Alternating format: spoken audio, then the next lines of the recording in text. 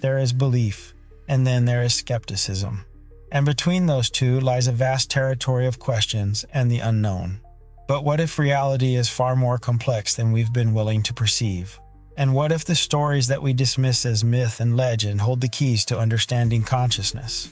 From ghostly encounters to mysterious lights in the sky, humanity has always sensed there was something more out there. Some call it the paranormal, and others call it the divine. Some search the stars for answers, while others look within. They are all connected, threads in the grand tapestry of life. But we stand at a place where the fabric between realities is much thinner than you might think, because this is Crossroads of the Veil.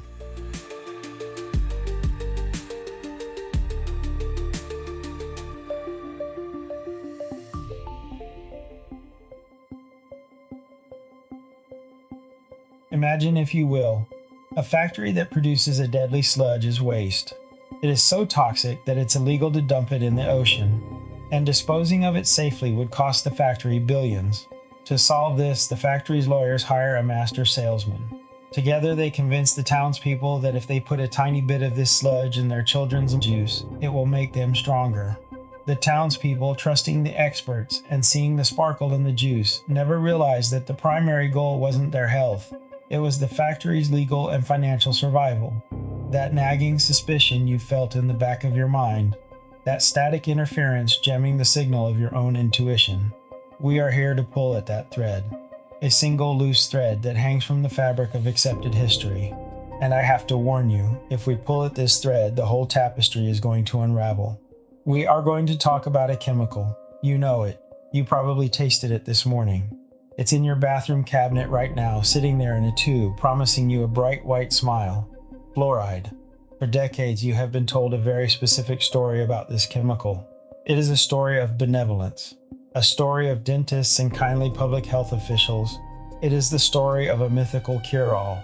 But I am here to tell you that this story is a mask. And if we peel back that mask, we do not find a dentist. We find a general. We find a bomb. And we find a secret that has been buried under mountains of classified documents for 80 years. To understand the deception, we cannot start in a dental chair in the 1950s. We have to go back farther to darker days. We have to go to the Manhattan Project. The year is 1943. The place is the deep, secret corridors of the War Department. The United States is in a race against Nazi Germany to build the world's first atomic weapon. The pressure is crushing. The fate of the free world hangs on physics, engineering, and speed. At the helm of this gargantuan beast is General Leslie R. Groves. He is a man who builds things. He built the Pentagon, and now he is building the infrastructure for the apocalypse. But General Groves has a problem that isn't about splitting the atom, but about the chemistry required to do it. You see, to build an atomic bomb, you need uranium, but not just any uranium. You need to enrich it. You need to separate the isotopes.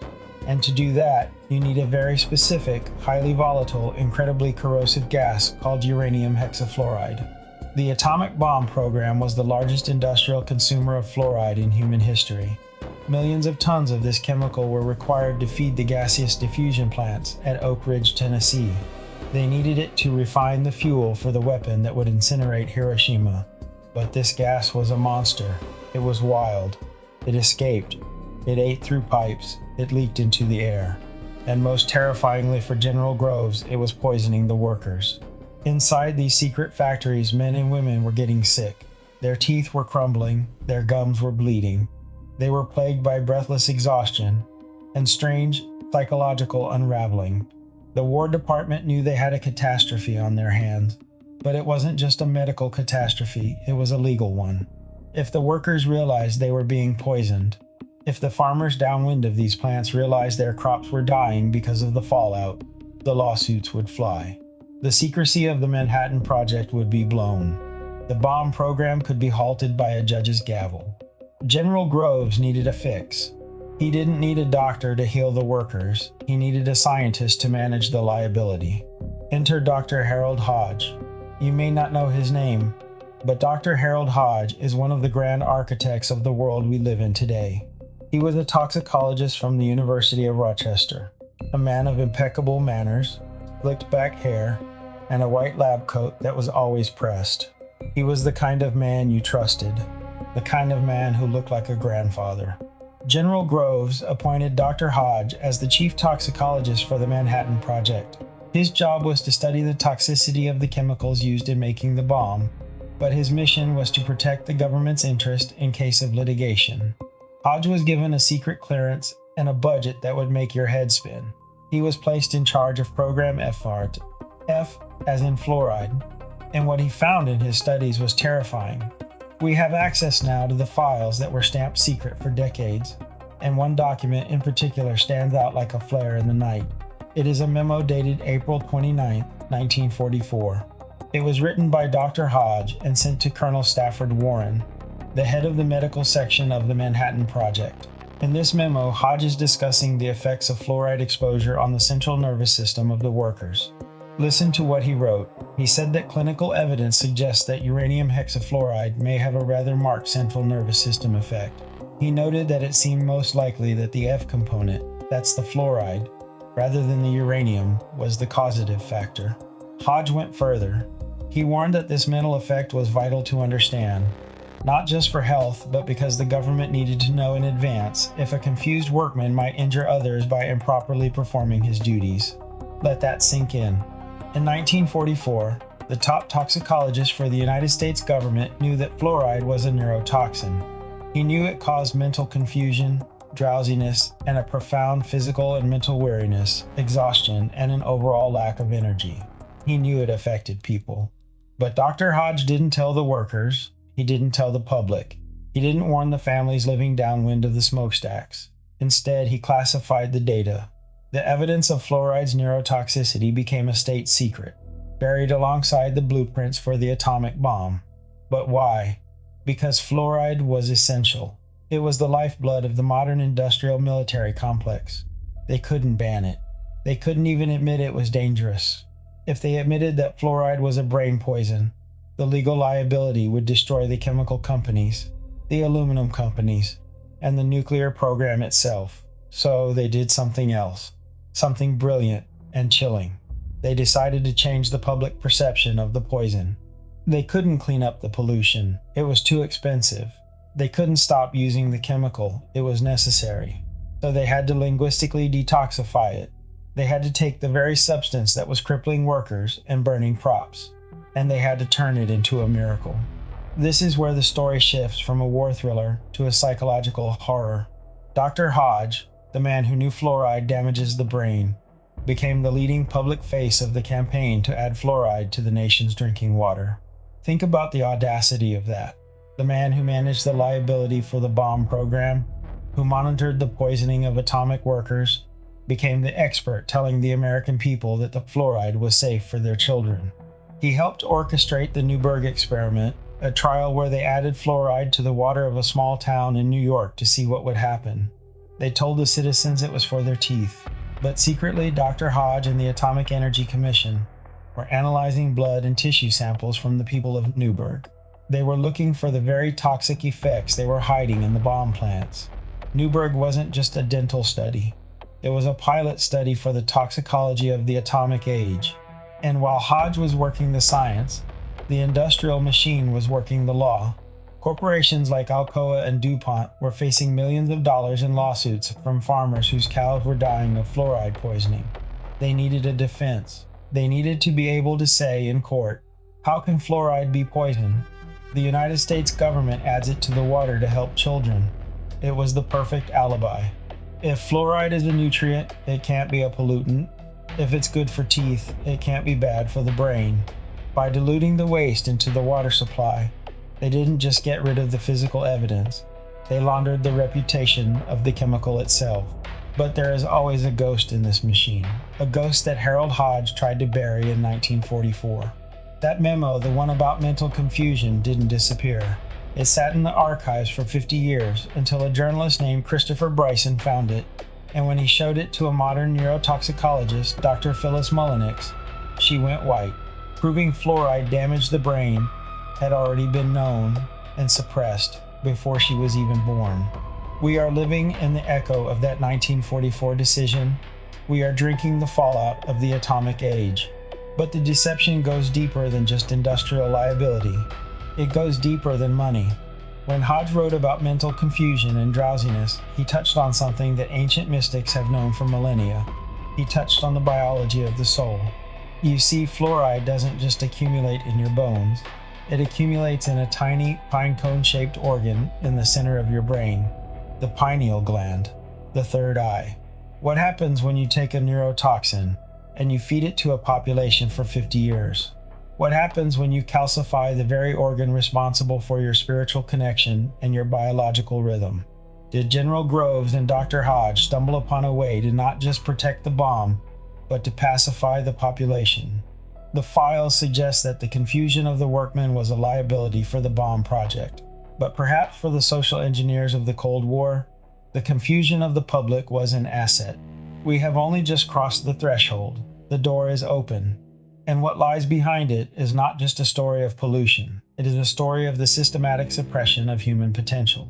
The deception is real, and we are just getting started.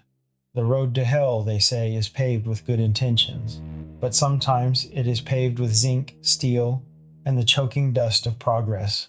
But secrets like smoke have a way of escaping. You can classify a document, you can silence a scientist, but you cannot hide a corpse. And by the late 1940s, the corpses were starting to pile up. To understand how a hazardous waste product became a daily vitamin for your teeth, we have to leave the secret labs of the atomic bomb and travel to a small, grimy mill town on the banks of the Monongahela River. We have to go to Donora, Pennsylvania. The date is October 26, 1948. It is a Tuesday. The morning breaks, but the sun does not shine. A heavy, wet blanket of fog has settled over the valley, trapping the smoke from the zinc works and the steel mills that line the river. The people of Donora are used to smoke. They call it smog, a deadly reality. They sweep the dust off their porches every morning. They are used to the streetlights coming on at noon. But this time, it is different. By Friday, Halloween Eve, the fog had turned into a wall. You couldn't see your hand in front of your face.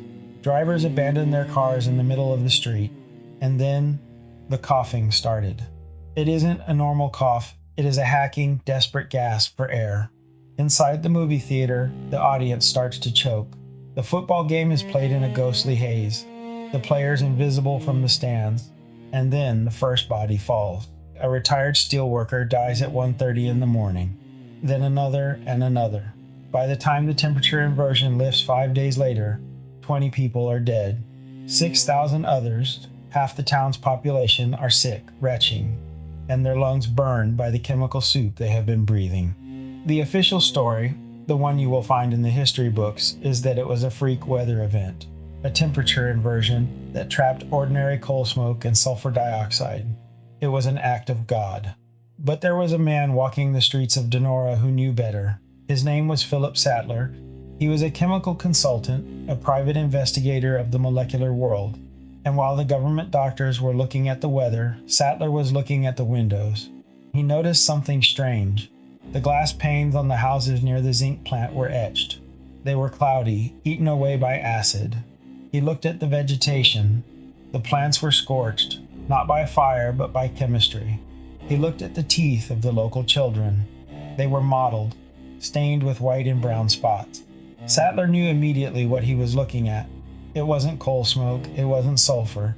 It was hydrogen fluoride. The zinc smelters were spewing tons of fluoride gas into the air every single day. The fog didn't kill those people, the fluoride did. The weather just held the weapon steady while the industry pulled the trigger. Sattler wrote a report blaming fluoride for the disaster, but his voice was drowned out. The United States Public Health Service, the same agency that would later tell you fluoride is safe for your water, stepped in. They launched a massive investigation, and what did they find? They blamed the weather. They blamed a mixture of pollutants. They whitewashed the role of fluoride, burying the truth under a mountain of bureaucratic ambiguity. Why would the Public Health Service protect a zinc company? Because Donora was just the tip of the iceberg. The entire American industrial machine was facing a crisis that threatened to destroy it, and that crisis was named fluoride. You see, aluminum, steel, fertilizer, and the atomic bomb all have one thing in common. They all produce massive amounts of fluoride waste. And in the post-war boom of the 1940s, this waste was pouring out of smokestacks all over America. It wasn't just killing people in Denora, it was killing the heartland. Downwind of the great aluminum plants, something terrifying was happening to the cows. Farmers would go out to their fields and find their prize cattle crippled. The animals couldn't stand up. They grazed on their bellies, crawling through the grass. Their teeth were black and soft, wearing down to the gums until they couldn't chew.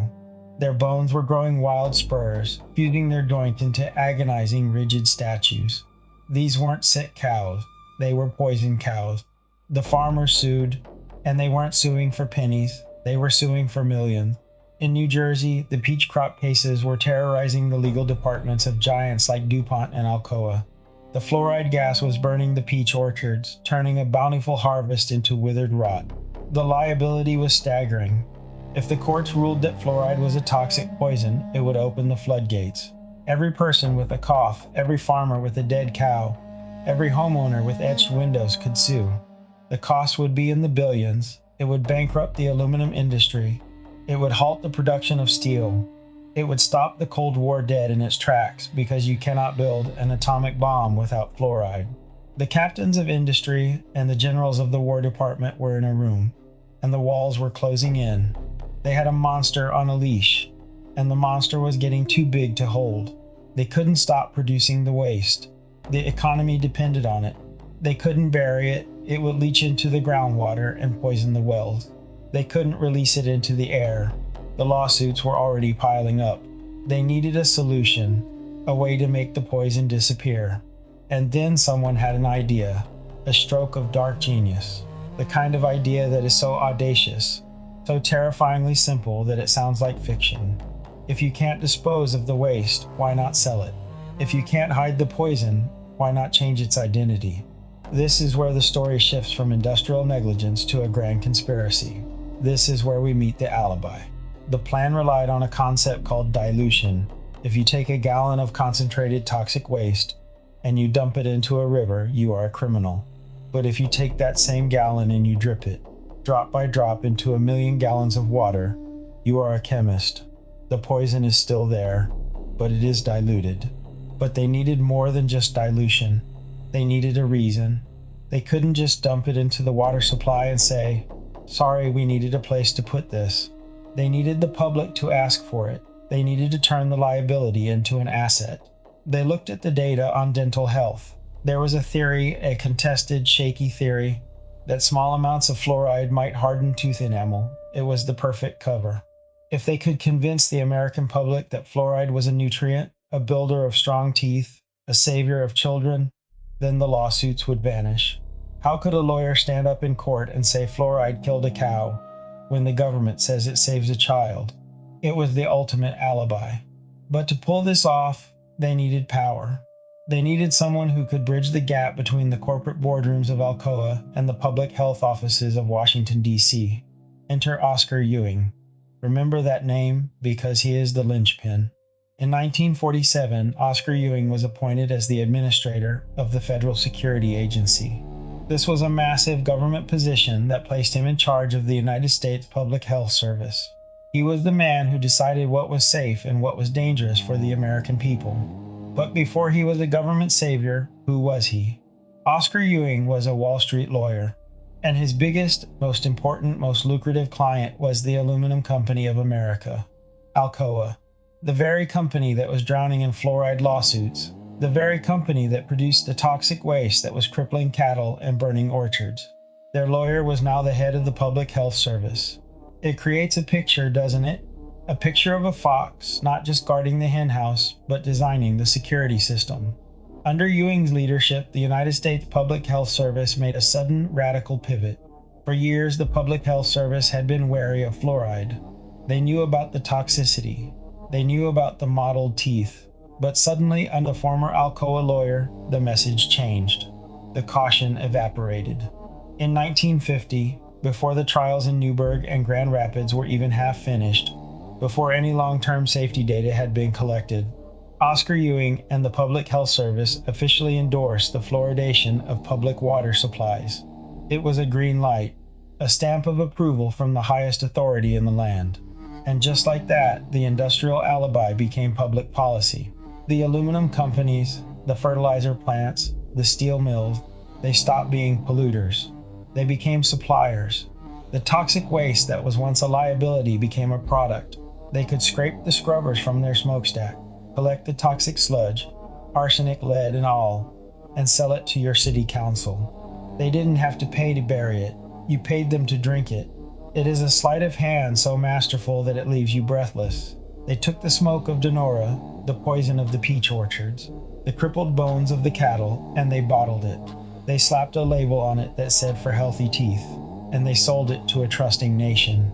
But what about the science? What about the doctors? Surely someone stood up and said, wait a minute, this is industrial waste. This is rat poison. You can't put this in the water. Oh, they did. There were scientists who shouted from the rooftops. There were doctors who warned that we were making a pact with the devil, but they were silenced. They were ridiculed. They were crushed by a public relations machine that was engineered by the very same minds that sold the world on cigarettes. And what you were seeing in the sky was only swamp gas and weather balloons. We will meet those spin doctors, and we will meet the nephew of Sigmund Freud, the man who taught the corporations how to manipulate the subconscious mind of the American consumer.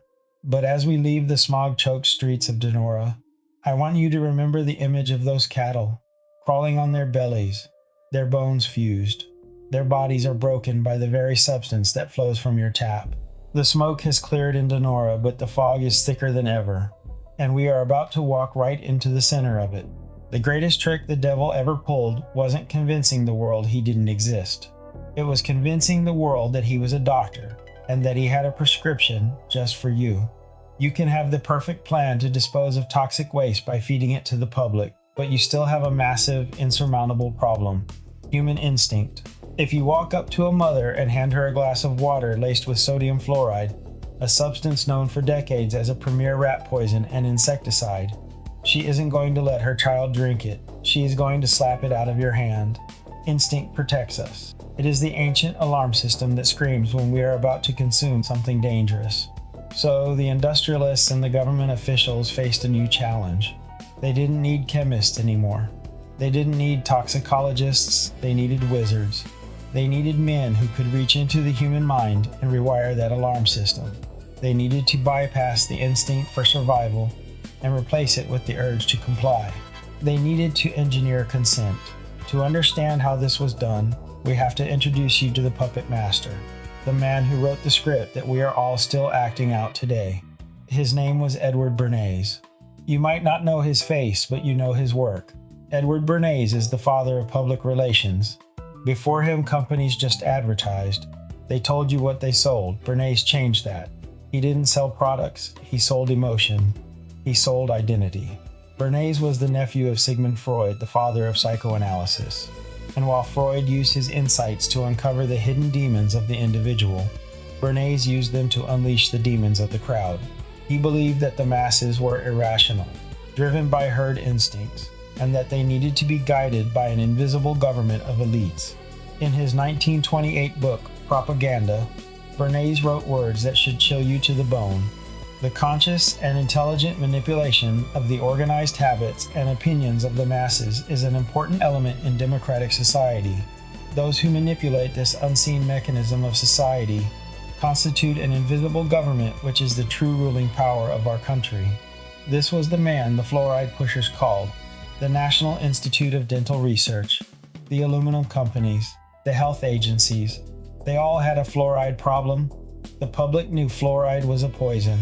It was written on the back of the rat poison boxes under the kitchen sink. Contains sodium fluoride with a skull and crossbones. How do you take a skull and crossbones and turn it into a smiling, healthy child? Bernays' strategy was brilliant, cynical, and devastatingly effective. He advised the fluoride proponents to stop talking about the chemical itself. Do not debate the toxicology. Do not discuss the waste products. If you argue the facts, you lose, because the facts are terrifying. Instead, Bernays told them to appeal to authority. He knew that Americans in the 1950s had a deep, almost religious reverence for the man in the white coat, the doctor, and the scientist. If you could get the doctors to say it was safe, the herd would follow. But you couldn't just get some doctors. You needed the institution. This brings us back to our old friend from the aluminum industry, Oscar Ewing, the Alcoa lawyer turned federal security administrator. He was the political muscle behind the public relations brain. Oscar Ewing and the public health officials orchestrated a campaign that was less about science and more about a coronation. They didn't wait for the data. They didn't wait for the 10-year trials in Newburgh to finish. In 1950, they simply declared victory. They got the American Dental Association. They got the American Medical Association. One by one, the dominoes fell. These endorsements weren't based on their own independent research. They were based on following the leader. The United States Public Health Service said it was safe, so the American Medical Association said it was safe. The American Dental Association said it was safe, so the local dentist said it was safe. It was a circular feedback loop of authority. A house of cards built on a foundation of because we said so. Bernays called this the engineering of consent. You don't force people to drink the water, you make them demand it. The campaign utilized a technique we now call linguistic detoxification. This is a form of spellcasting. You change the name, and you change the nature of the thing. Toxic industrial waste became a nutrient. Mass medication became public health measure. Rat poison became nature's cavity fighter. They created a binary reality. If you supported fluoridation, you were modern, scientific, and caring. You were a good citizen. You cared about children's teeth. But if you opposed it, this was Bernays' masterstroke. He advised the campaign to stigmatize dissent. He told them to frame anyone who questioned fluoride as a crackpot, a foil hat wearer, or a conspiracy theorist. He equated anti-fluoridationists with anti-science Luddites. Bernays even suggested a darker comparison. He advised officials to tell the media that debating fluoridation was not in the public interest, comparing it to presenting two sides to a debate on anti-Semitism. He weaponized morality. He made it so that questioning the safety of a chemical waste product was socially equivalent to bigotry. Think about the psychological weight of that. A mother in 1955 who was worried about the chemical in her water isn't just wrong according to the state. She is socially deviant. She is anti-progress. She is shamed into silence. The media played their part perfectly. Newspapers, hungry for the advertising dollars of the very industries promoting this, ran glowing headlines, "The Miracle of Fluoride," and "Science Conquers Decay." They showed pictures of smiling children with perfect teeth, juxtaposed with scary images of the doubters, wild-eyed old men shouting about government plots. They created a caricature of the opposition that persists to this day. But while the public relations machine was humming, creating this consensus out of thin air, what was happening to the actual science? It was being strangled in the crib. The Newburgh experiment, that pilot study in New York, was the centerpiece of their propaganda. They claimed it was a resounding success. They released data showing massive reductions in cavities, but they didn't show you the other data. They didn't show you the reports from the very same study that indicated delays in the eruption of teeth in the fluoridated children.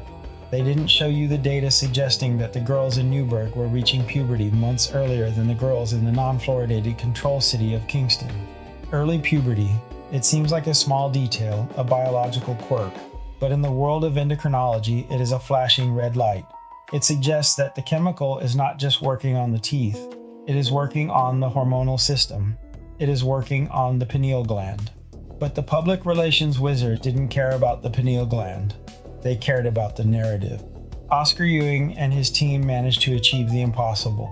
They took a liability that was threatening to bankrupt the aluminum and steel industries, the disposal of fluoride waste, and they turned it into a revenue stream. Cities were now buying the waste. They were paying for the privilege of disposing of it through the kidneys of their citizens. And the most terrifying part, it worked. By the mid-1950s, fluoridation was sweeping the nation. It became a badge of honor for a city to fluoridate its water. It was a sign of modernity. The herd had been turned. The instinct for survival had been successfully overridden by the desire for social acceptance. We often think of mind control as something out of a sci-fi movie, men in black suits with flashing lights. But real mind control is much more subtle. It is the slow, steady drip of consensus. It is the repetition of a lie until it sounds like the truth. Bernays wrote, "We are governed, our minds are molded, our tastes formed, our ideas suggested, largely by men we have never heard of." He was talking about himself. He was talking about Oscar Ewing. He was talking about Dr. Harold Hodge. These men built a fortress around the fluoride deception, a fortress made of credentials, endorsements, and social stigma. For decades, no scientist dared to attack it for fear of losing their career. No doctor dared to question it for fear of losing their license. But fortresses built on lies have a structural weakness. They are rigid. They cannot adapt to the truth, and eventually, the truth finds a crack. While Bernays was engineering consent, nature was engineering consequences. You cannot fool biology. You can tell the public that fluoride is safe. You can tell the mothers it is a nutrient, but you cannot tell the enzymes in the human body to stop reacting to a poison. The damage was being done, day by day, glass by glass. And in the shadows of this great public relations victory, the darker purpose of the program continued to operate. While the public was distracted by the debate over cavities, the fluoride was doing exactly what Dr. Hodge had observed in 1944. It was settling into the brain. It was seeking out that tiny crystal palace in the center of the head. The public relations wizards told us a story about strong teeth, but they delivered a reality of calcified souls. As we move forward, we are going to leave the boardrooms of Madison Avenue and return to the scene of the crime. We are going to look at the Newberg experiment not as a public relations success, but as what it really was, a biological tragedy. We are going to discover that the safety they promised was a mirage. And we are going to learn that while the citizens of Newberg were drinking the miracle, the government was quietly collecting their baby teeth, their blood, and their tissues, sending them back to the Atomic Energy Commission. If fluoride is just for cavities, why does the nuclear weapons program need your biological samples? The engineering of consent was just the beginning.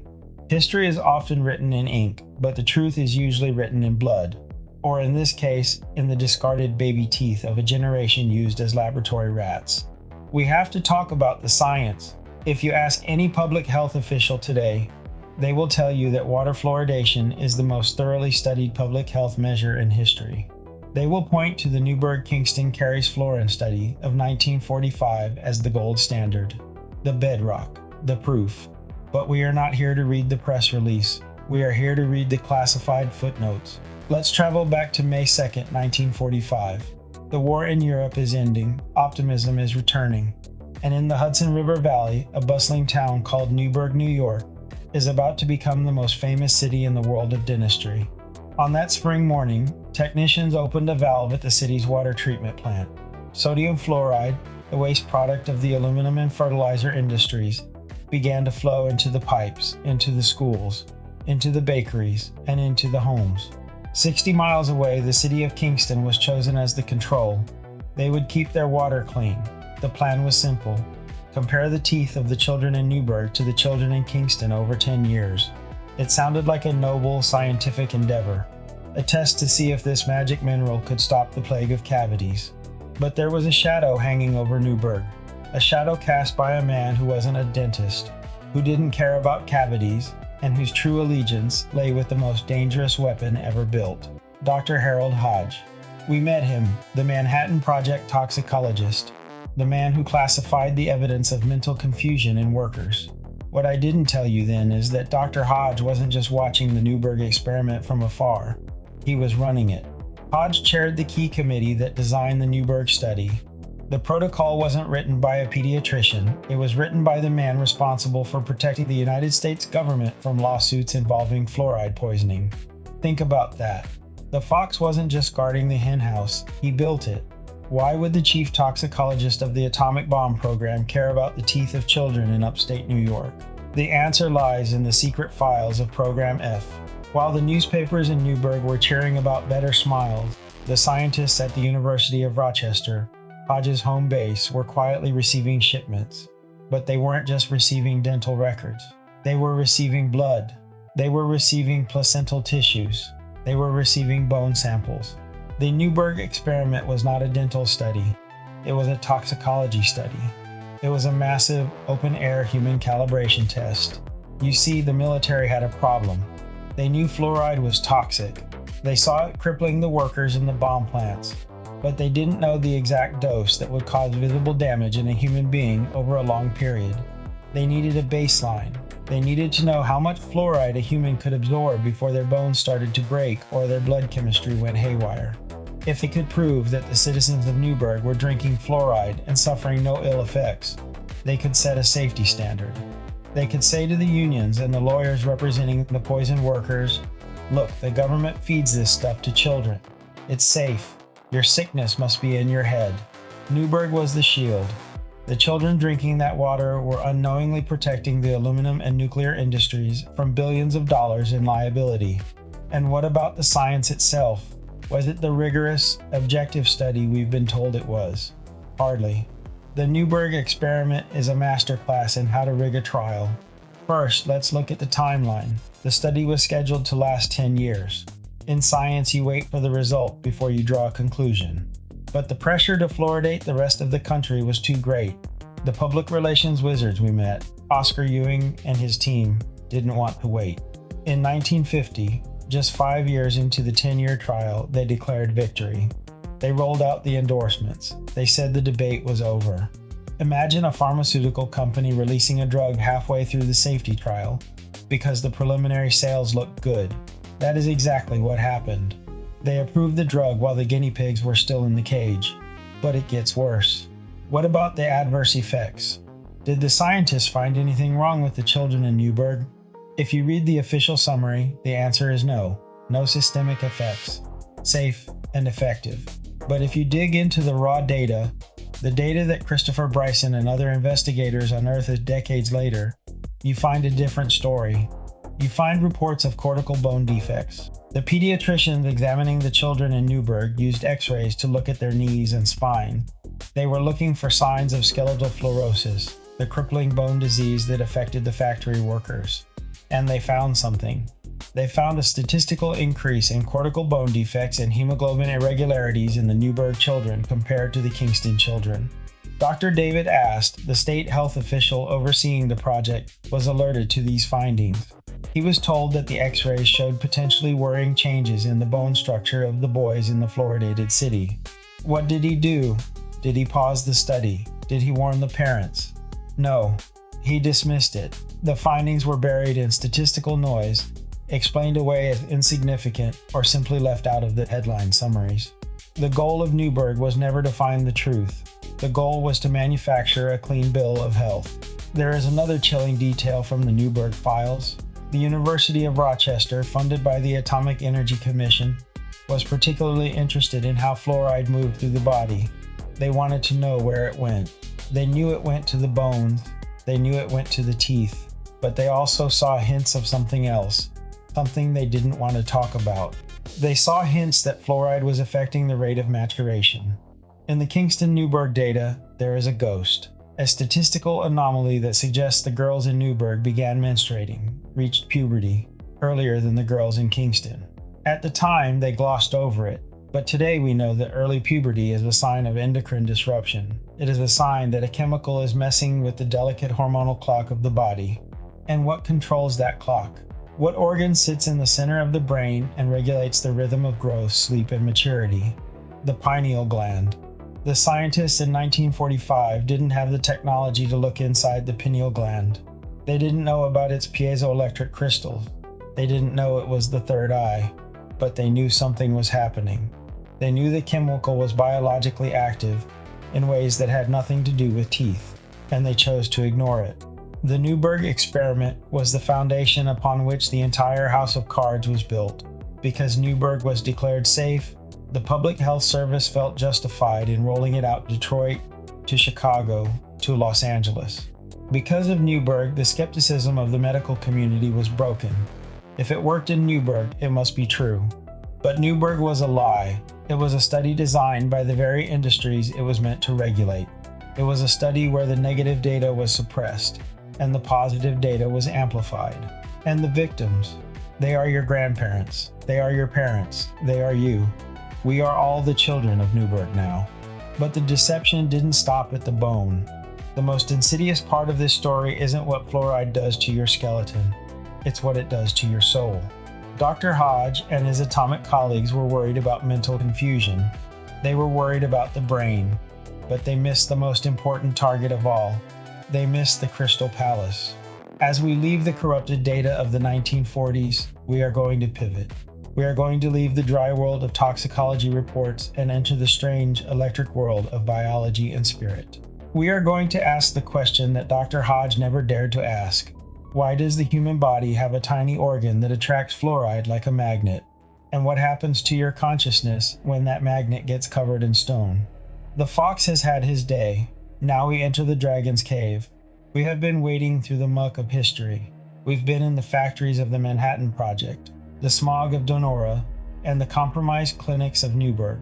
We have seen how the external world, the world of politics, industry, and law, conspired to put a poison in your cup. But now I want you to set that glass down. I want you to close your eyes. We are going to take a journey inward. We are going to travel deep into the geography of your own biology, past the skull, down into the dark, silent center of your brain.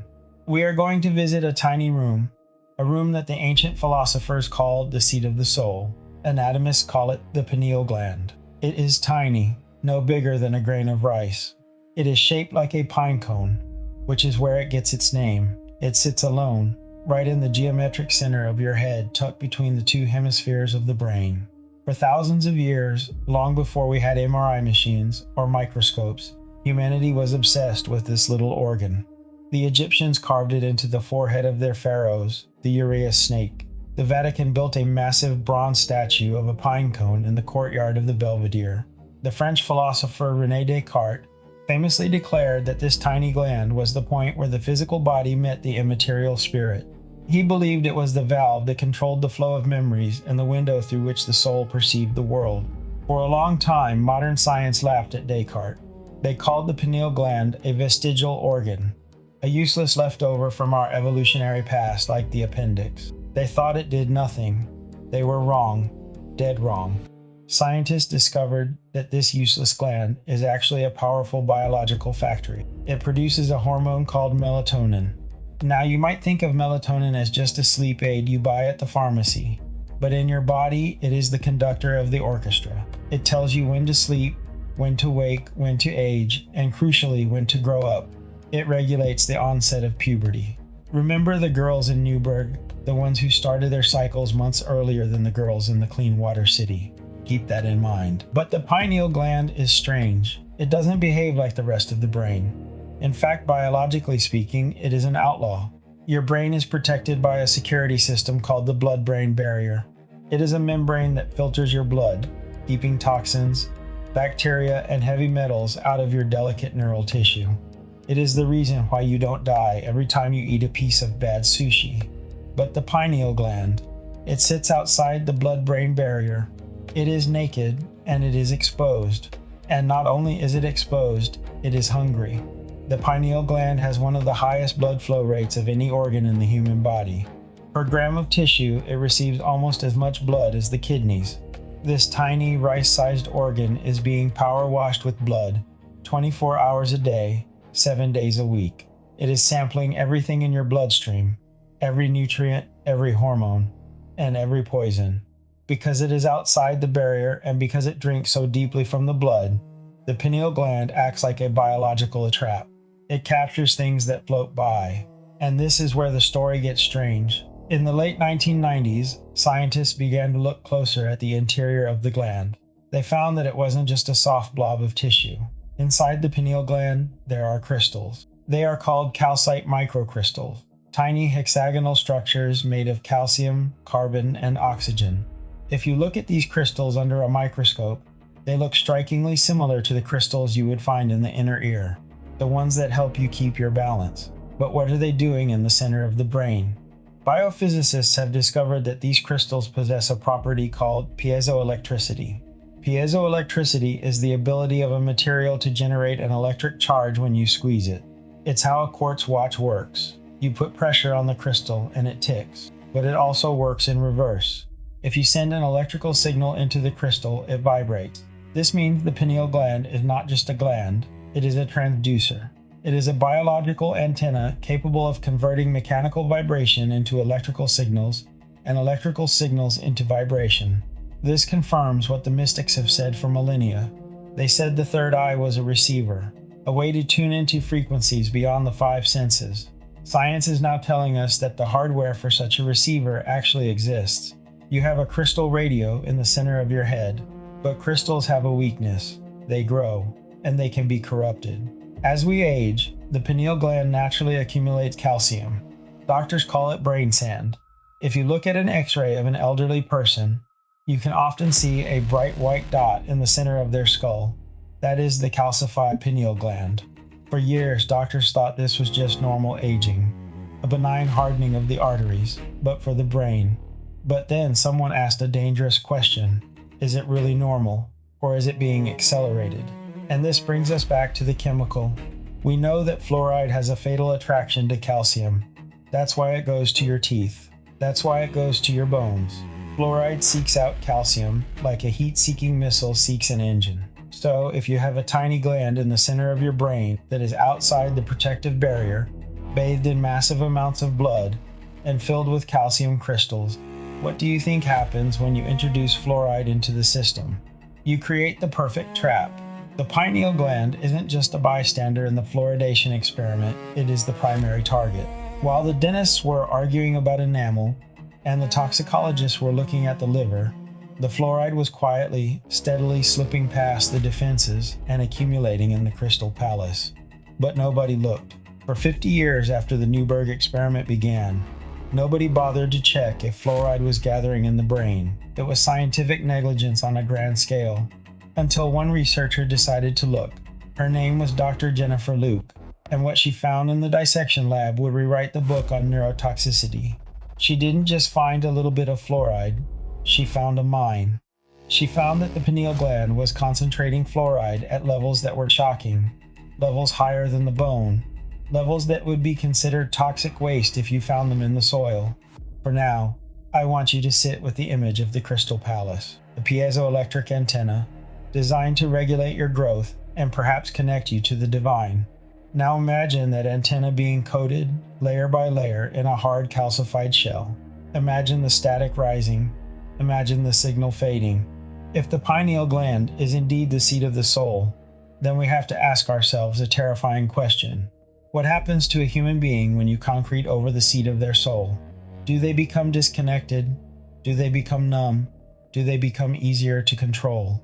The antenna is jammed, and we are about to find out who is holding the remote control. We are walking down a staircase, a long spiraling descent. We have seen the boardrooms where the decisions were made. We have seen the laboratories where the data was cooked. We have seen the factories that spewed the poison. But now we have to go somewhere much colder, much darker. We have to go to the prison camps. There is a rumor that has haunted the history of fluoride for nearly a century. It is a whisper that you won't find in the official textbooks. You won't find it in the pamphlets at your dentist's office. If you ask a public health official about it, they will laugh. They will call it a myth. They will tell you it is a conspiracy theory invented to scare you. But as we have already learned, the term conspiracy theory was weaponized by the very people who engineered your consent. So, when they tell us not to look, that is exactly where we must point our flashlight. The rumor dates back to the dying days of World War II. The story goes like this. In the 1930s and 40s, the chemists of the great German industrial cartel, the same company that built the Auschwitz concentration camp, were looking for a way to manage the prisoners. They had a problem. They had millions of people in these camps. They were outnumbered. They needed a way to keep the prisoners quiet, to keep them docile, to keep them from rebelling. Guns and guards are expensive. They needed a chemical solution, a psychological chain. The whisper says that they found their answer in sodium fluoride. The claim was popularized by a man named Charles Perkins. Perkins was a chemist and a researcher who, in 1954, wrote a chilling letter to the Lee Foundation for Nutritional Research. In this letter, he detailed what he had learned from inside sources in the German chemical industry. He wrote that the Nazis had discovered that by adding small, chronic doses of fluoride to the drinking water of the prisoner of war camp, they could induce a state of mild lobotomy. He didn't mean they were cutting into brains. He meant a chemical lobotomy. He claimed that the fluoride affected a specific area of the brain, the occipital lobe, and yes, the pineal gland. He said it made the prisoners stupid and docile. It broke their will to resist. It disconnected them from that fiery, independent spark that makes a human being fight for freedom. It turned men into sheep. Now, let me be clear. The historians will tell you there is no hard paper trail for this. The Nazis destroyed their records. The Perkins letter is treated as hearsay. But does it sound so impossible? We know that fluoride is a neurotoxin. Dr. Harold Hodge knew it in 1944. We know it causes mental confusion and lassitude. That is in the government's own secret memos. We know it sedates the central nervous system. If you were a prison warden in 1944 and you had a chemical that caused drowsiness and confusion, wouldn't you use it? And there is another thread to this dark tapestry. The rumor didn't stop in Germany. It traveled east, to the gulags of the Soviet Union. Historical accounts suggest that the Russians used the same technique. They did fluoridate the water to save the prisoners' teeth. They didn't care about cavities in the Siberian winter. They fluoridated the water to make the prisoners easier to manage and to lower their IQ, to create a population of workers who would do what they were told, when they were told, without asking why. This is the concept of induced submissiveness. It is the ultimate form of control. You don't need barbed wire if the prisoner doesn't want to escape. You don't need a whip if the prisoner has no will to resist. Now take that concept, the idea of a chemical that dampens the will, and fast forward to 2025. We are not in a prison camp. We are not surrounded by fences. We are free citizens of a modern democracy. Or are we? Look around you. Look at the state of the world. We are surrounded by corruption, by injustice, by a system that seems designed to grind the average person into dust. And what do? We shrug, we scroll, we watch TV, we accept it.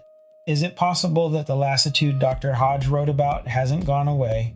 Is it possible that we are living in a low-grade, open-air version of that prison camp experiment? This brings us back to the pineal gland. In the last section, we talked about the crystals, the piezoelectric antenna in the center of your brain. We established that this gland is the biological hardware for your intuition. It is the third eye that connects you to your higher self, to your spiritual will, and to the divine. What happens when you jam that antenna? Think of your intuition as a radio signal. It is the voice inside you that says, "This is wrong. This is dangerous. I need to do something." It is the voice of your sovereignty. Now imagine a chemical that slowly, over decades, coats that antenna in a layer of concrete. The signal gets weaker. The static gets louder. You stop hearing the voice. You stop feeling the connection to something higher than yourself. And when you lose that connection completely, what is left? Dependency. When a human being is cut off from their own internal guidance system, they look for guidance outside. They look to authority. They look to the state. They look to the media. They become the perfect subject for engineering consent. If Edward Bernays is the software of control, fluoride is the hardware. Bernays taught the elites how to manipulate the mind. Fluoride prepares the brain to be manipulated. This is the compliance factor. It is the hypothesis that the mass calcification of the pineal gland is not an accident. It is not just an unfortunate side effect of a dental program. It is a feature. By hardening the pineal gland, by turning the seat of the soul into a stone, you effectively lobotomize the spiritual potential of a population. You create a people who are trapped in the material world, obsessed with consumption, fearful of authority, and unable to access the power of their own consciousness. You create a herd. And herds are easy to drive. There is a modern term for this, the dumbing down. But it is deeper than just being stupid. It is about being numb. Critics of fluoridation have long pointed to the zombie effect, the feeling of brain fog, the sensation of thinking through mud. It is a subjective experience, hard to measure in a lab, but millions of people feel it every day. They feel like they are sleepwalking through life. They feel a disconnect between who they are and who they should be. And the tragedy is, they think it's their fault. They think they are just tired. They think they are just depressed. They think it's just aging. They don't realize they have been dosed. The ancient mystics warned us about this. They said that the third eye was the most precious treasure of humanity. They said it was the gateway to freedom, and they warned that there were forces that would try to close it. Is it a coincidence that the widespread fluoridation of the water supply coincided with the rise of the most sophisticated mass media control grid in human history? Is it a coincidence that as our pineal glands have calcified, our resistance to tyranny seems to have evaporated? We are fighting a war, but it is not a war of bullets. It is a biological war, a war for the frequency of your mind. The compliance factor is the most terrifying part of the fluoride deception, because it strikes at the very cores of what makes us human. It attacks our free will. But maybe you are a skeptic. Maybe you are listening to this and thinking, this is too much. Nazi camps, mind control, antenna jamming. I need proof. I need data. I need to see the damage. Fair enough. If the spiritual argument is too abstract, let's look at the cognitive argument. Let's look at the one thing the modern world values above all else: intelligence. If fluoride is a neurotoxin, if it damages the brain, if it creates confusion, then we should see it in the numbers. We should see a decline in the mental capacity of the population.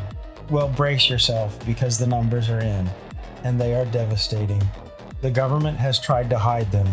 They have fired the scientists who found them. They have attacked the journals that published them. But the dam has broken. And we are going to meet the whistleblowers who sacrificed everything to tell you that your children are losing their minds, drop by drop. We have listened to the whispers of the gulags. We have entertained the dark theories of mind control and spiritual suppression. But now, we must turn on the harsh fluorescent lights of the laboratory. Because in the world of science, a theory is just a ghost until you catch it in a bottle. We are not talking about teeth anymore. We are talking about the raw processing power of the human mind. We are talking about intelligence. To understand the IQ drain, we have to go back to the early 1990s. We have to visit the Forsyth Dental Center in Boston, one of the most prestigious dental research institutes in the world. Walking through those halls was a brilliant neurotoxicologist named Dr. Phyllis Mullenix. Dr. Mullenix was not a conspiracy theorist. She wasn't an activist. She was a hard-nosed, data-driven scientist who had been hired by the industry to prove once and for all that fluoride was safe. She was the golden girl of dental research. They gave her the best equipment, the best funding, and a clear mandate. Show us that fluoride doesn't hurt the brain. She developed a revolutionary technology. It was a computer vision system that could track the movements of laboratory rats with mathematical precision. It didn't just see where they went, it saw how they behaved. It measured their initiation of movement, their grooming, their exploratory drive. It was a window into the rodent mind. Dr. Mullenix expected to find nothing. She expected a flat line, safe and effective. But that's not what the computer showed. When she fed the rats fluoride at levels comparable to what humans ingest, the data went haywire. The rats exposed to fluoride while they were in the womb were born different. They were hyperactive, they were frantic, they couldn't focus. They exhibited behaviors that looked exactly like attention deficit hyperactivity disorder, ADHD. But the rats exposed to fluoride as adults, they went the other way. They became couch potatoes. They sat in the corner, they stopped grooming, they stopped exploring. They exhibited what Dr. Hodge had called lassitude 50 years earlier. They were cognitively suppressed. Dr. Mullenix was stunned. She realized she was holding a smoking gun. She had discovered that fluoride was a neurotoxin that could cross the blood-brain barrier and alter the architecture of behavior. She did what any good scientist would do. She wrote it up. She prepared to publish. She went to her superiors, expecting them to be concerned, expecting them to say, "My God, we have to warn the public." Instead, they said, "You are naive." They told her not to publish. They told her that her career depended on the funding from the National Institutes of Health, and the National Institutes of Health did not want to hear that fluoride was bad for brains. Phyllis Mullenix published anyway, and then the machine crushed her. Within days of her paper appearing in a peer-reviewed journal, she was fired. Her grants were stripped. Her laboratory was dismantled. Her custom-built computer equipment, the only machine in the world capable of measuring this damage, was destroyed. She was blacklisted. A leading scientist told her, "You are no longer a scientist, you are a pariah." Why destroy a brilliant career over a rat study? Because Dr. Mullenix had touched the third rail. She had provided the one thing the fluoride pushers could not survive: biological proof of neurotoxicity. If the public knew that the water was making their children hyperactive or slow, the program would collapse overnight, so they shot the messenger. But you cannot kill the truth, you can only delay it. Mullenix was the first domino. But in the decades since her firing, the dominoes have kept falling. For years, the United States government refused to look at IQ. They said it was too difficult to measure. But scientists in other countries didn't have that problem. China started looking. They noticed that in villages with high natural fluoride in the water, the children seemed slower than the children in the low fluoride villages. They did the tests. They found a consistent drop in IQ. Mexico started looking, Canada started looking, and the results were terrifyingly consistent. As of 2024, there are over 23 high-quality human studies linking fluoride exposure to lowered IQ in children. This isn't fringe science. These are studies published in the most prestigious journals in the world. These are studies funded by the National Institutes of Health, the very agency that once shunned Mullenix. The data shows a dose-response relationship. The more fluoride a pregnant mother consumes, the lower the IQ of her child. And we aren't talking about a small dip. Some studies show a loss of 5 to 6 IQ points. Now you might shrug and say, what's 5 points? That's the difference between a B and a B minus. But to a population, 5 points is catastrophic. It's called the shift of the bell curve. Imagine the IQ of the entire country as a bell curve. On the far right, you have the geniuses, the inventors, the composers, the scientists who will cure cancer. On the far left, you have those who need institutional care, who cannot live independently.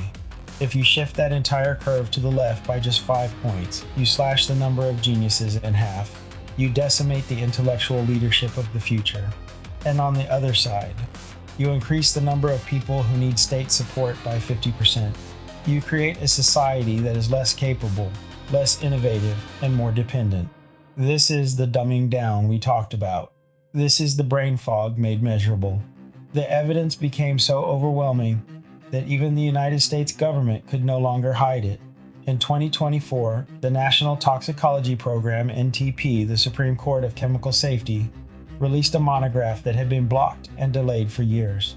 The conclusion: fluoride is a presumed developmental neurotoxin. They admitted it after 80 years of denial, after ruining the life of Phyllis Mullenix, after telling you it was safe.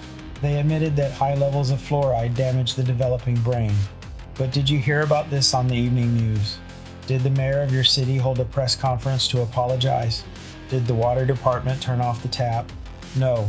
The silence is deafening. The public relations wizards are still at work. They are currently arguing that the levels in the water are safe, splitting hairs over decimal points while the chemicals accumulate in our tissues. They are playing Russian roulette with the minds of our children, and they are telling us the gun is empty. But Dr. Mullenix was not the only martyr.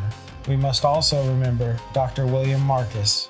He was the chief toxicologist for the EPA's Office of Drinking Water, a man of immense integrity. In the early 1990s, he saw data suggesting that fluoride caused bone cancer, osteosarcoma, in young boys. He saw that the data had been downgraded. He saw that the cancer classification had been changed to equivocal by peer reviewers who had conflicts of interest. Dr. Marcus blew the whistle. He screamed that the data was being fixed, and just like Mullenix, he was fired. He sued, and a judge eventually reinstated him, ruling that his firing was politically motivated. But the damage was done. The message was sent. If you work for the government, you do not question fluoride. We are living in the wreckage of these decisions. We look at the rising rates of ADHD. We look at the falling academic scores.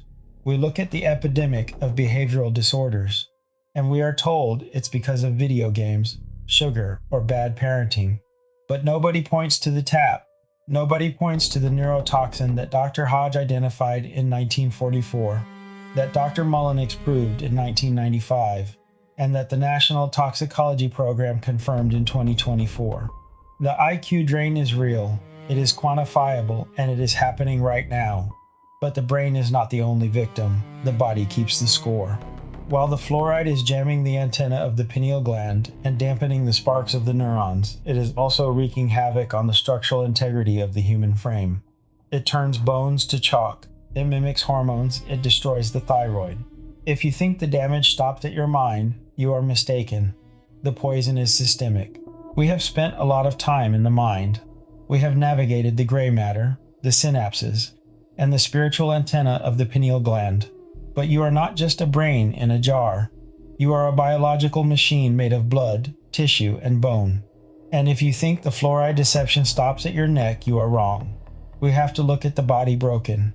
The central lie of fluoridation, the one that holds the whole house of cards together, is the idea that you can treat a tooth without treating the whole person. They tell you that fluoride is a magic bullet that hits the enamel and disappears. But biology doesn't work like that. You cannot swallow a chemical and tell it where to go. Once it enters your bloodstream, it goes everywhere. It washes over your heart, it filters through your kidneys, it settles in your joints, and it stays there. Let's talk about bones. In the medical textbooks, there is a disease that looks suspiciously like severe arthritis. It starts with stiffness in the lower back, then pain in the joints. The knees creak, the hips ache. Eventually, the spine begins to harden. The ligaments calcify. The vertebrae fuse together into a solid, immovable column. Doctors call it poker back. But the clinical name is skeletal fluorosis. It is caused by the accumulation of fluoride in the bone matrix. You see, fluoride is not a nutrient, it is a crystal disruptor. When it meets calcium, it forms a bond that is stronger than the natural bone. It makes the bone harder, yes, but also more brittle, like a piece of chalk. In the early stages, skeletal fluorosis is almost impossible to distinguish from common arthritis. And here is the terrifying question. How many millions of Americans are currently being treated for arthritis when they are actually suffering from the early stages of fluoride poisoning? We don't know, because American doctors are not trained to look for it. They are told that fluorosis only happens in India or China, where the water is naturally toxic. They are told it can't happen here. But the chemistry doesn't care about geography. If you drink the water, you accumulate the poison. And for the elderly, this brittleness is deadly. We have seen a skyrocketing rate of hip fractures in the United States. We treat it as a normal part of aging. Grandma fell and broke her hip. But what if Grandma's hip was chemically compromised? What if the safety of the water made her bones snap like dry twigs? Several major studies have found a correlation between fluoridated water and hip fractures in the elderly. We are trading cavities in children for broken hips in seniors. But the bone story gets darker. It moves from the orthopedic ward to the oncology ward. We need to talk about cancer, specifically a rare and deadly bone cancer called osteosarcoma. It attacks the long bones of the legs and arms. It is aggressive, it is often fatal, and it has a strange preference. It strikes teenage boys more than anyone else. But why boys, and why the teenage years? Because that is when the bones are growing the fastest. That is when the growth plates are wide open, sucking up calcium to build height. In 2006, a researcher at Harvard University named Dr. Elise Bassin decided to look at this. She conducted the most detailed study on fluoride and osteosarcoma ever attempted. She didn't just ask if the kids drank water, she looked at when they drank it. She found a window of vulnerability. Her data showed that boys who were exposed to fluoridated water between the ages of 6 and 8, the mid-childhood growth spurt, had a risk of developing bone cancer that was 5 to 7 times higher than boys who didn't drink the water. 5 to 7 times. In the world of epidemiology, a 2-fold increase is a smoking gun.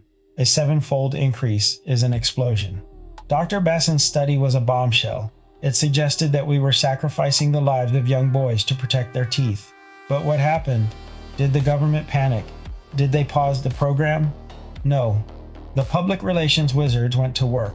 Dr. Bassin's thesis advisor, a man who had received millions of dollars in grants from the toothpaste industry, wrote a letter downplaying her findings. He said it was preliminary. He said we shouldn't worry. Dr. Bassin was silenced. Her career in fluoride research effectively ended. And to this day, the American Cancer Society website will tell you that the link between fluoride and cancer is unproven. They are playing dice with death. But the damage isn't just structural, it is hormonal. We have to talk about the thyroid. The thyroid is the master gland of your metabolism. It sits in your throat, shaped like a butterfly. It controls your energy, your temperature, your weight, and your mood. The thyroid runs on iodine. Iodine is a halogen. If you look at the periodic table of elements, you will see a family called the halogens. Iodine is there, chlorine is there, bromine is there. And at the top of the family, the bully of the group is fluoride. Fluoride is the most reactive element in the universe. It is a chemical bully. When it enters the body, it can displace iodine. It pushes iodine off the receptors in the thyroid gland and takes its place. But fluoride doesn't do what iodine does. It doesn't fuel the engine, it gums up the gears. When you displace iodine with fluoride, the thyroid slows down, it becomes sluggish. You get hypothyroidism. Symptoms include fatigue, weight gain, depression, dry skin, cold hands and feet, brain fog. Sound familiar? It should. Hypothyroidism is an epidemic in the United States, especially among middle-aged women. It is one of the most diagnosed conditions in modern medicine. Millions of people are taking synthetic thyroid hormones just to get out of bed in the morning. But here is the twist that will make your blood boil. In the 1930s and 40s, before water fluoridation began, doctors actually used sodium fluoride as a medicine. What did they use it for? They used it to treat hyperthyroidism, an overactive thyroid. If a patient had a thyroid that was working too fast, doctors gave them fluoride to shut it down. They knew 80 years ago that fluoride suppresses the thyroid. It was the standard of care. And yet, today, we are told that drinking the same chemical every single day has no effect on our hormones. We are actively medicating the entire population with a thyroid suppressant, and then wondering why we are all fat, tired, and depressed. The body broken is not a metaphor. It is a reality. We have cracked hips. We have teenage bone cancer. We have a nation of people popping thyroid pills. And we have a dental establishment that refuses to look at anything below the neck. They tell us the dose is small. They tell us the poison is in the dose. But fluoride is an accumulator. It doesn't flush out. It builds up, day after day, year after year. The dose you drink today adds to the dose you drank yesterday. By the time you are 50, your bones are a reservoir of toxic waste. The therapeutic dose, the amount they claim saves your teeth, overlaps almost perfectly with the toxic dose that damages your bones and glands. There is no margin of safety. We are walking on a razor's edge. But we are not just victims. We are biological systems with a remarkable capacity for repair. The body wants to heal. The brain wants to clear. The pineal gland wants to vibrate. The veil has been lifted. You see the machine for what it is. Now it is time to unplug it. We started this journey in the shadow of the mushroom cloud. We walked through the smog of the industrial heartland. We sat in the boardrooms with the public relations wizards who sold us a lie. We peered into the microscope at the shattered neurons and the calcified crystals of the soul. We have pulled the thread, and the tapestry lies in tatters at our feet. You now possess a knowledge that is dangerous. It is dangerous because it shatters the illusion of safety. It is dangerous because it forces you to make a choice. This is the crossroads. For decades you have been a passenger. You have trusted the pilot. You have trusted the men in the white coats, the officials with the rubber stamps, the voices on the television. You assumed they had your best interests at heart. But the files of the Manhattan Project, the memos of Dr. Harold Hodge, the tragedy of Denora, and the firing of Phyllis Mullenix tell a different story. They tell a story of the industrial imperative. The system was never designed to protect you. It was designed to protect itself. It was designed to protect the bomb, the factory, and the liability sheet. You were just the filter. You were the solution to their pollution. And the cost. The cost was your bones, your thyroid, and your child's IQ. But the highest cost of all was your sovereignty. By calcifying the pineal gland, by jamming the frequency of the third eye, by inducing the chronic fatigue of the confused workman, they didn't just damage your body, they placed a veil over your consciousness. They dulled the sharp edge of your intuition. They made the herd quiet. But here is the good news, the news they don't want you to know.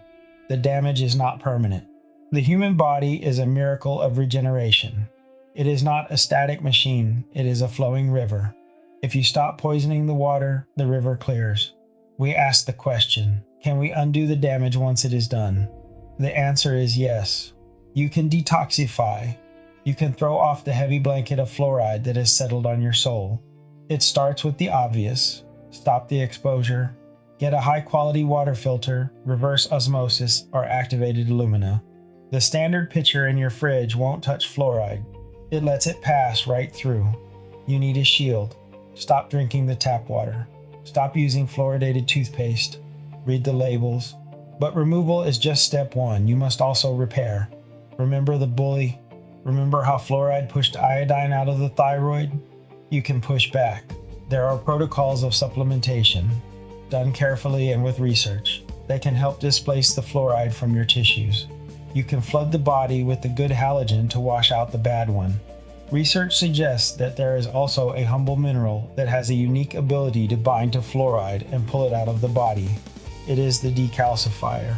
It is the chisel that chips away at the stone around your pineal gland. Nature has provided us with the tools to cleanse the temple, but the physical detox is only half the battle. The real work is spiritual. You must reclaim your will. The compliance factor relies on your passivity. It relies on you being too tired, too foggy, too distracted to question the narrative. To break the spell, you must wake up. You must consciously re-engage that antenna. Meditate. Focus on the center of your head. Visualize the crystals vibrating again. As you clear the fluoride from your system, you may feel a change, a lifting of the fog, a return of vivid dreams, a sharpness of thought that you haven't felt since you were a child. This is the awakening. It is the realization that you are not a herd animal. You are a sovereign being with a direct connection to the infinite, and no government, no corporation, no chemical has the right to sever that connection. The fluoride deception is one of the greatest scandals in human history. It is a story of greed, fear, and control, but it is also a test. It is a test of your ability to see the truth through the fog. It is a test of your willingness to take responsibility for your own biology. The authorities will not save you. The EPA will not save you. The Dental Association will not save you. They are too invested in the lie. They are trapped in the momentum of 80 years of deception. You have to save yourself.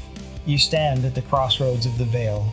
One path leads back to the sleep, back to the tap water, back to the comfort of believing that everything is fine, that the authorities know best, that the brain fog is just normal life. The other path leads into the unknown. It requires effort. It requires vigilance. It requires you to be the guardian of your own temple. But the destination is freedom. Freedom of thought, freedom of spirit, freedom from the chemical chains that have bound us for 3 generations. The choice is yours. The thread has been pulled. The veil is lifting. What will you do with what you see? The rest of the story is up to you now. Good night and good luck. As we step back from the crossroads, remember the story doesn't end here, because this is just the beginning. Searching for the knowledge and wisdom to unravel the mysteries of our universe. Unexplained sightings, spirits, and science. They are all connected in the grand tapestry of life. So remember, keep pulling at the threads, because this has been Crossroads of the Veil.